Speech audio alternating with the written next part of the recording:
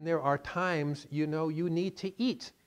And so in order to eat, you need to pull that carrot out of the ground, which kills that plant. You're going to die if you don't eat. You have to do that. So some of the things that you do in your life are violent. And that's what I call this other energy. Violence with a capital V.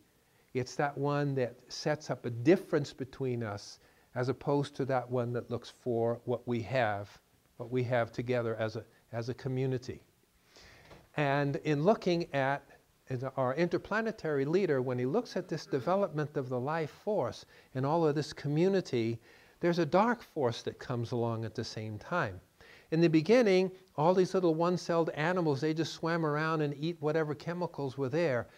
And then you had multicellular animals, and they kind of ate whatever was there. But pretty soon, animals discovered, hey, I don't have to go out and eat all day long. I can catch another animal and eat it. And so all of a sudden, tooth and claw became the name of the game. And so you had predators, and now you had victims. And so this is really how the world developed. We developed out of that. And so there's an ancient history within each of us that is aggressive, it is defensive, it feels anxiety, it feels anger, and it looks for differentiation. And it produces the kinds of conflicts that we see, it produces the fears that we have, it produces anger, it produces the resentment, and ultimately gives rise to all of that, all of this dysfunction and all of the imbalances that we see around us. And as I said, it was okay if we had that energy, we loved each other, and maybe we didn't like those guys out there, and we could be angry with them. The problem is now, because we've become a globalized planet, we need to shift.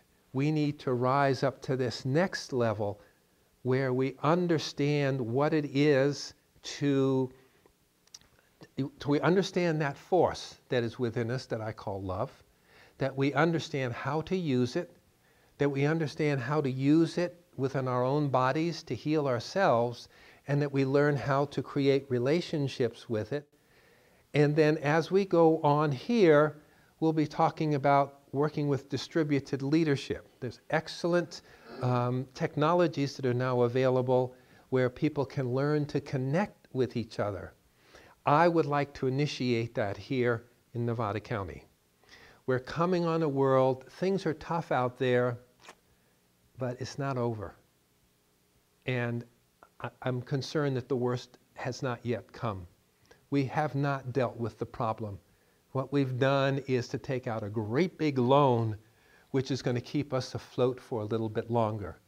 In the world that's coming up, those communities that have learned to work together, that have learned to communicate together, that have learned to find common values, and that know how to create a sustainable system within themselves, they're going to be able to survive.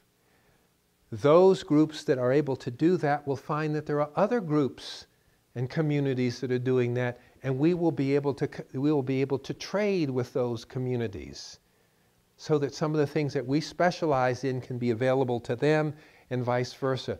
But this globalized system's not going to be there anymore. Right now, we go down to the store to get it. We don't really trade with another person.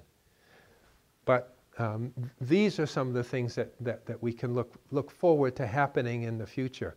So I'm hoping that we can begin to get something started, and that those of you who are here, I'm hoping that you will tell as many people as you can so that we can have more at our next two meetings that are going to be 4 weeks from now and then 4 weeks from then.